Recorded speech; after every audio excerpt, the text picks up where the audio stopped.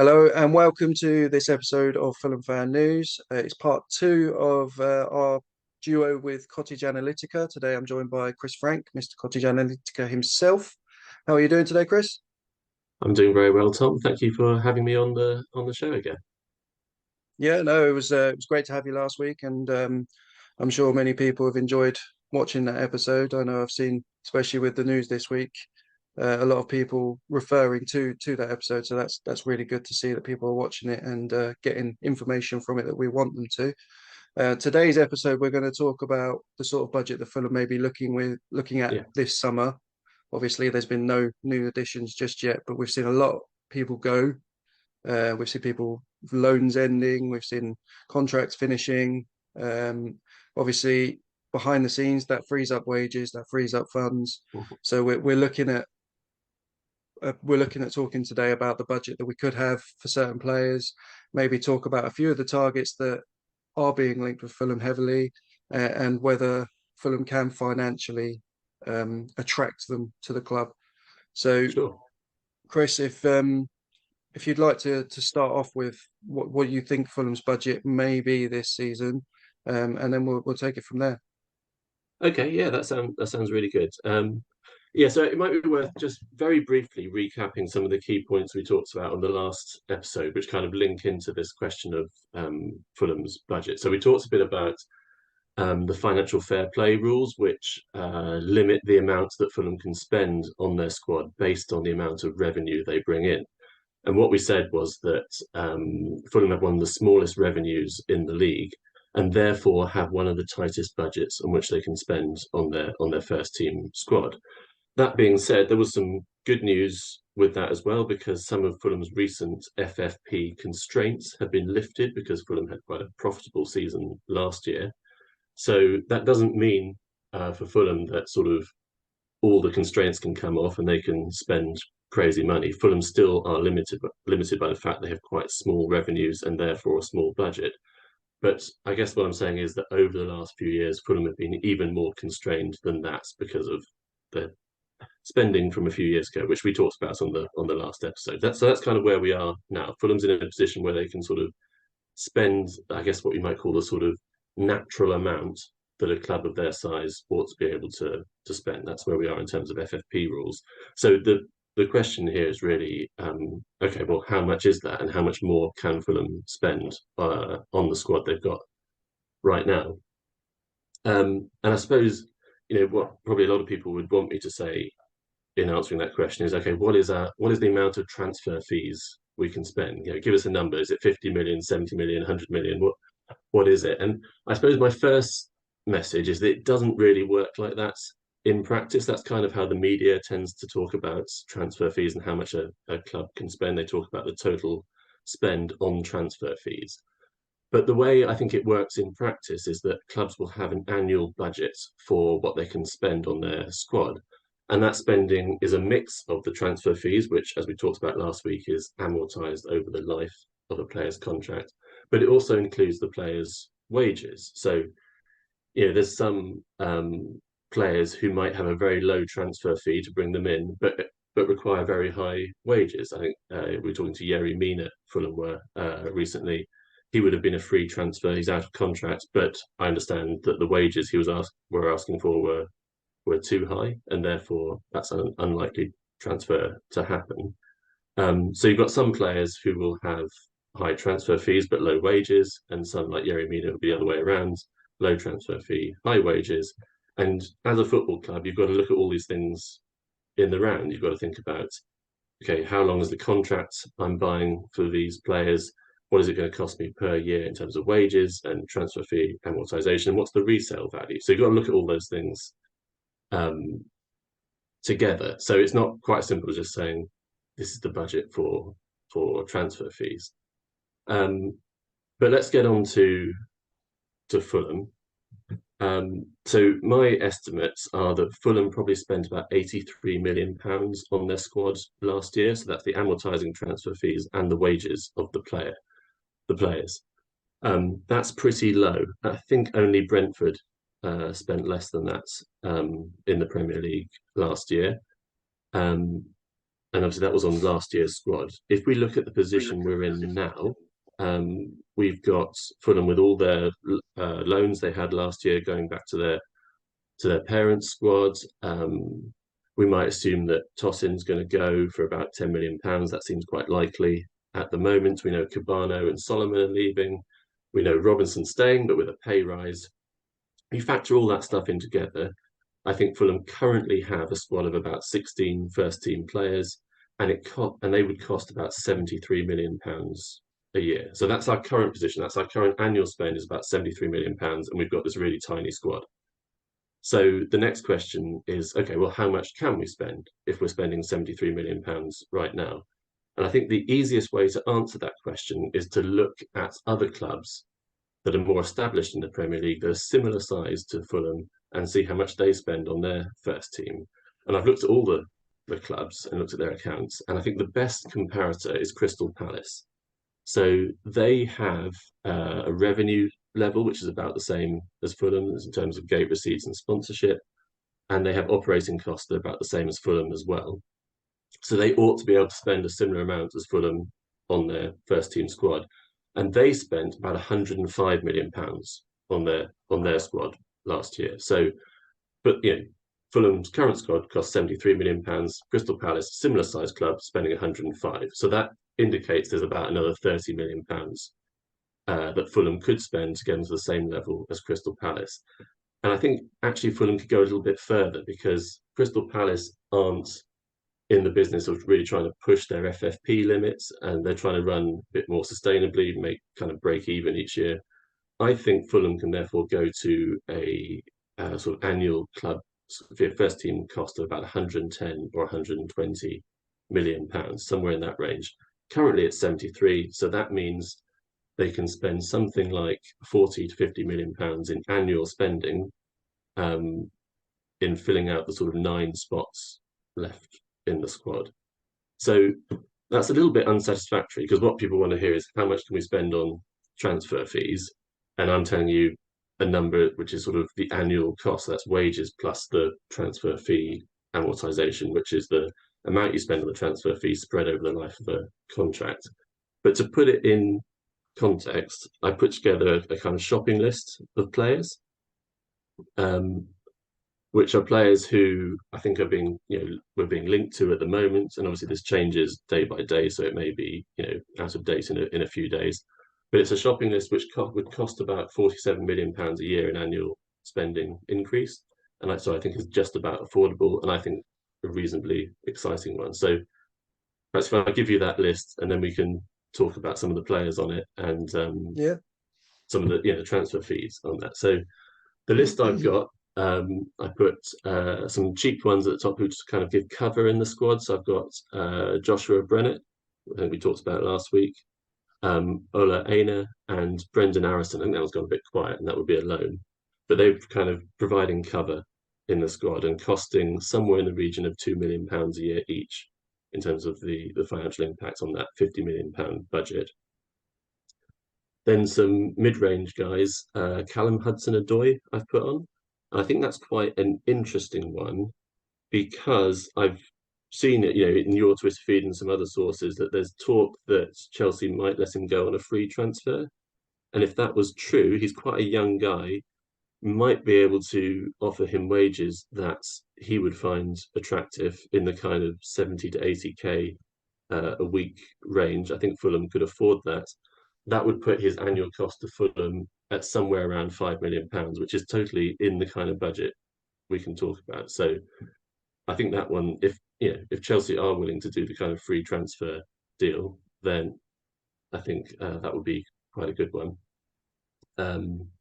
There's Lucas Ocampos, who again is in that kind of range. He has a transfer fee probably in the region of 10 to 15 million pounds. I think that's gone a bit quiet recently, but I've seen some links there, and that kind of fits in that mid-range sort of point in the shopping list.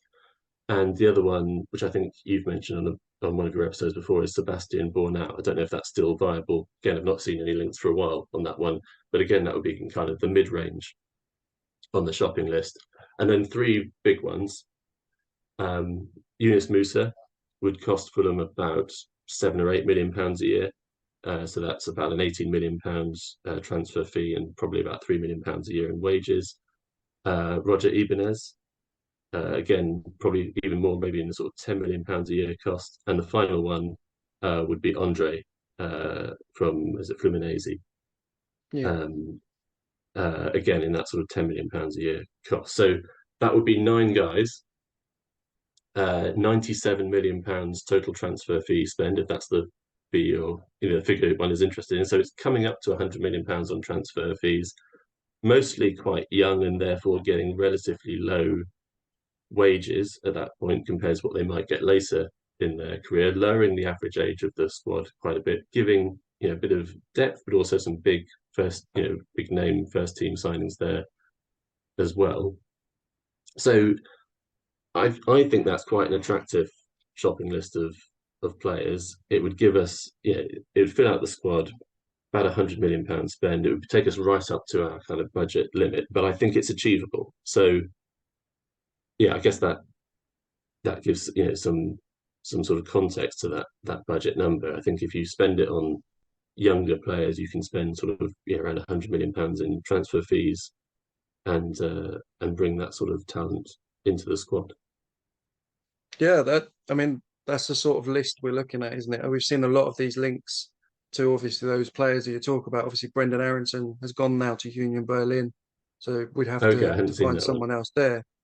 But yeah, the list it's an exciting list, isn't it? Like, and we are linked with exciting players. And I think, like you mentioned in the last episode, Fulham wait till the last minute to get the deal as cheap as Mm, possible because they want to get the best player and they want that marquee signing. They want that big name to come to the club. yeah. And there's someone like Roger Ibanez. We've seen this week that Tottenham have pulled out, Newcastle have pulled out. He doesn't want to go to Saudi Arabia because he wants to try and keep his place in the national team. Fulham are looking into that one, according to many reports. But you're looking at a £30 million transfer fee, and like you've Mhm. just said there, £30 million on the face of it is a lot of money, but when it's broken down across a 5-year contract, it is an affordable deal for Fulham. It may look a Yes, lot on absolutely. Yeah. paper, from what we can see, but you've got to Mhm. look at it from the point of view you've just made, which is you've got to break that down. And yeah, everyone's looking at this video or anything else, looking for that number, that special number. How much can Fulham spend? Well, you've said £97 million. That's the number that people will take away Yeah. from this video, I believe. But they don't look at the breaking it down across the 5-year contracts, the 4-year contracts, however long. I just wanted to ask, like, we've only got 6 weeks left of the transfer window, and you're saying that number is £97 million. That's a lot of money. Mm. Fulham need to get moving pretty quickly, right? I Yeah, guess that's what I'm trying to ask. I think so. So, I mean, last summer we started with this big marquee signing, which was João Palhinha, and it it probably made all the negotiations that followed much easier because you could show that Fulham were a serious club with serious ambitions. Look at this player we've brought in, and everyone would look at João Palhinha and say, "Yeah, I would like to play with him," and Fulham become attractive. I think you've got to put down a marker like that early in the transfer window to say to the other players you're negotiating with, look at our ambition, look at the players we're bringing in. You can come and play with this guy, and that makes all the negotiations that follow easier, I would imagine. Whereas right now we're in the situation where there's speculation over the future of our manager and players. Um, there's no one's come in yet, so if you're discussing personal terms with Fulham, where are your assurances that there's ambition there, or that this is going to be a successful team, or that this is a team that's growing, or even, am I going to get on with the manager? I don't even completely know right now who the manager is going to be. So it must be very hard to progress those discussions without kind of setting out a really strong bedrock of the vision for the club at the start of the window, like we did last year. So it's really important, I think, that Marco Silva's contract situation is sorted, Willian as well, and putting over a big signing like Andre, for example, would do that. So if we were sitting here, Silva had a new contract, Willian had a new contract, and Andre had signed, I don't think we'd worry so much about the fact that there's all these other discussions going on and it's not really clear where they're at, because you'd have confidence that Fulham was a proposition that these players would want to join. Whereas right now, it's quite hard to say that, and that's a bit worrying. Yeah, it's massively worrying, especially as Marco Silva has said. I think the statement, well, it wasn't a statement, but I think what Sky Sports said was that he's committed to Fulham, but he's not in a position to sign a contract. So Mm, I personally read into that. That's a bit concerning. Maybe they're not willing to match his ambition transfer wise. Maybe they are about to let players go, or like in Willian's case, not fight for him, not give him what he wants, which obviously Marco's made it very clear that Willian is a key part of his squad and he wants him to stay. I know Nottingham Forest have obviously offered him more in wages and the 2-year deal, but again, he's still not signed for either club and he's still waiting and making his decision. When while he waits, Fulham stand still.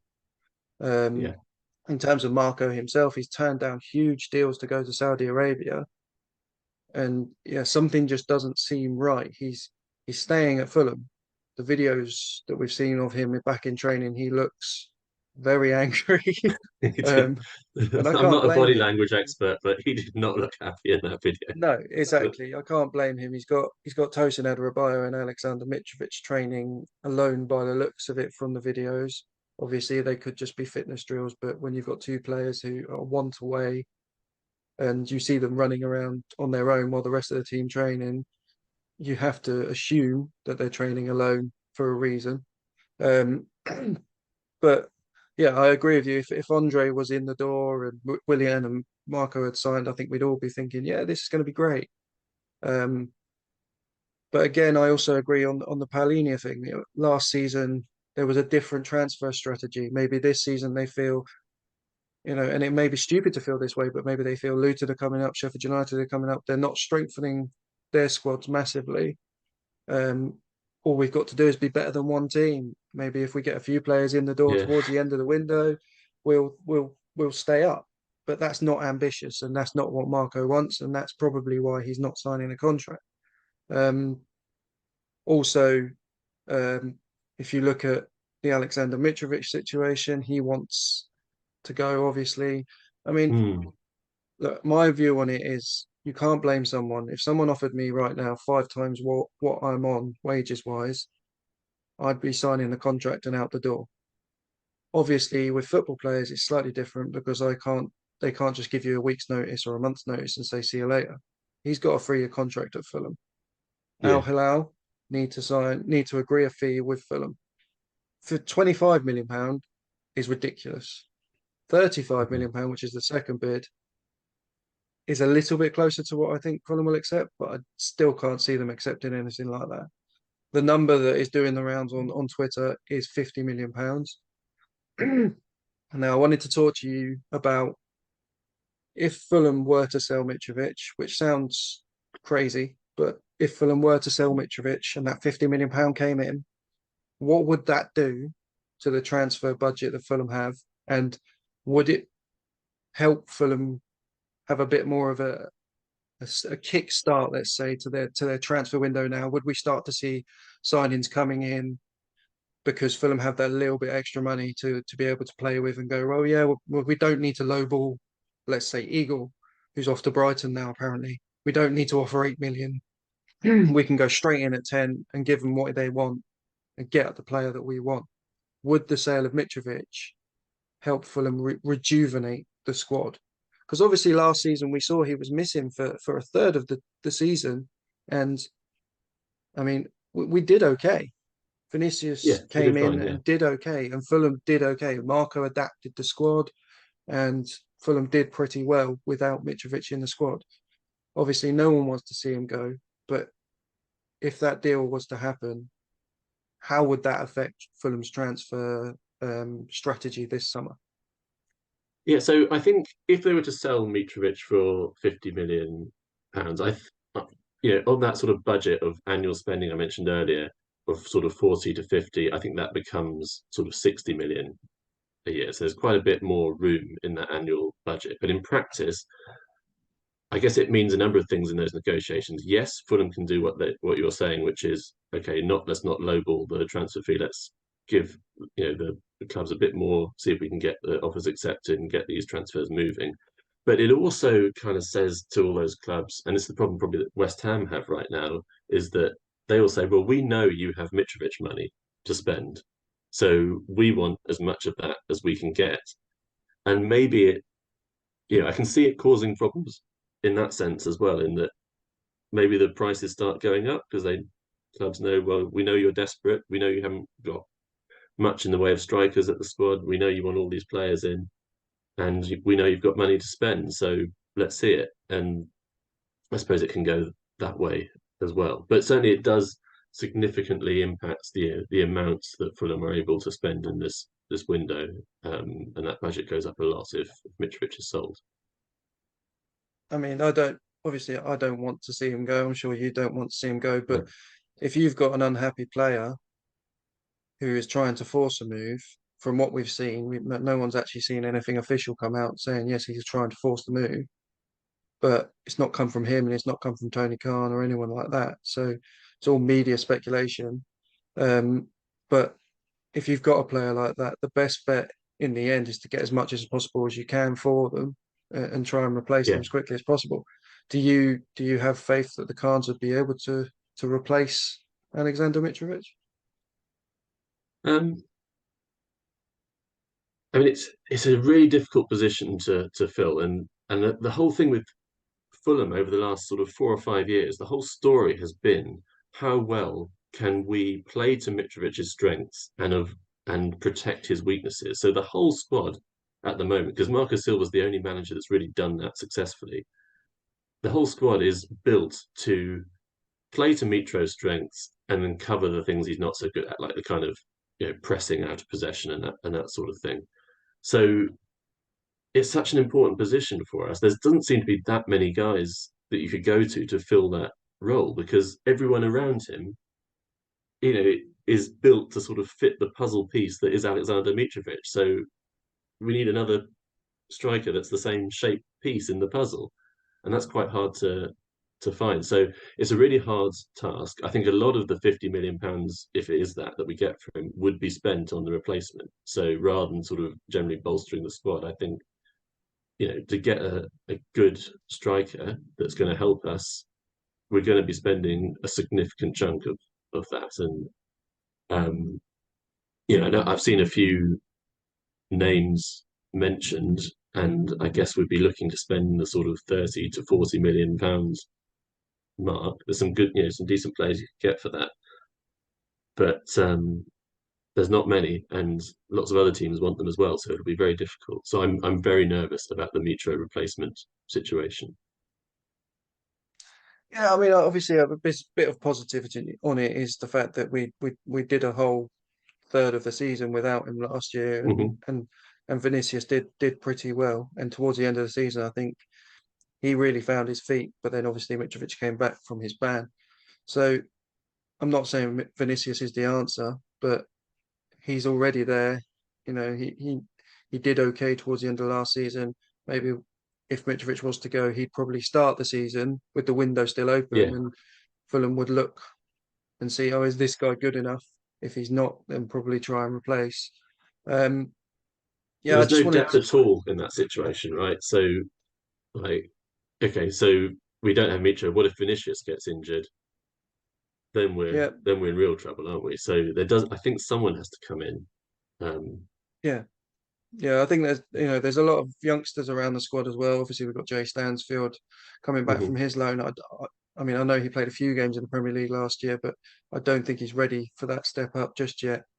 Um, so yeah, I do think Fulham need to add. I think you mentioned 9 bodies. Um, I think we probably get away with 8 if you had a versatile.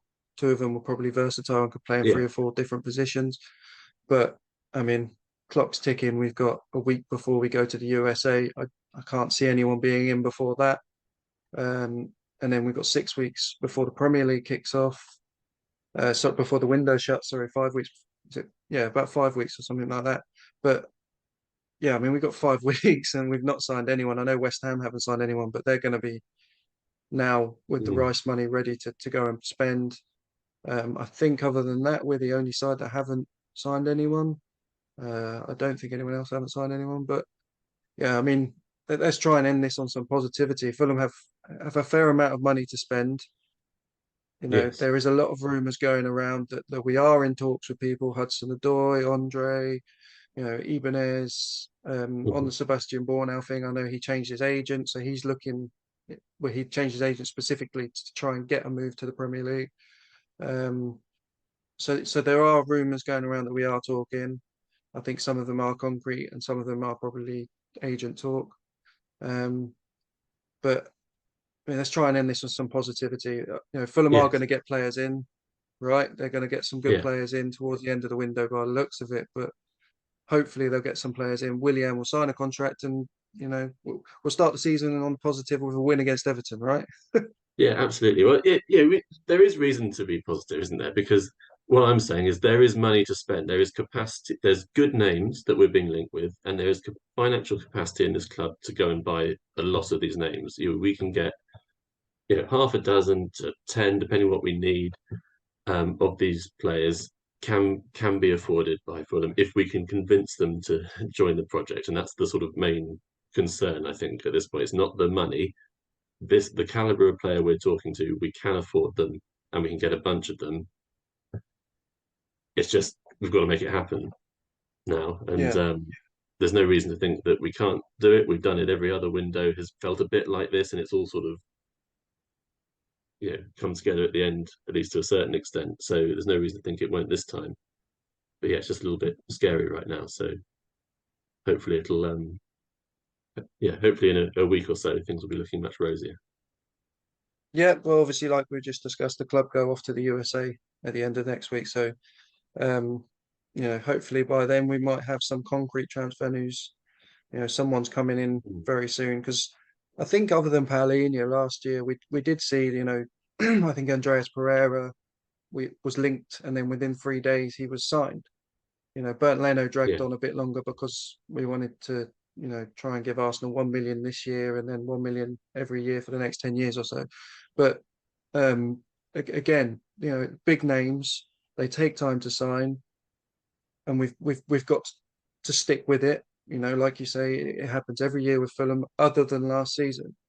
Maybe last season was different because we just come up and we mm. wanted to make sure that we definitely stay up. This time round, we seem to have reverted back to the strategy we had previously. Saudi money coming into it has obviously changed things a little bit as well. Yeah, So, I mean, I'm cautiously optimistic that by the end of the window, we'll have some big names in and we'll have a squad ready to play in the Premier League. The issue is the end of the window is the 1st of September and the Premier League starts on the, I think, 15th or 16th of September, so of August. So, you know, there's going to be 2 or 3 games before Fulham have a full squad to play with, and that's what Marco's problem is, really, isn't it? Is he doesn't he wants his settled squad ready to yeah, start the Premier League. Yeah, yeah, right. absolutely. So thank you very much for joining us again, Chris. It's been an absolute pleasure, and thank you for setting out what Fulham may have to spend this summer. Hopefully, fingers crossed. Let's see some transfer activity in the next few weeks, and some positivity around Fulham Football Club would be nice. Um, yeah, thank you very much, Chris. Great, thanks for having me.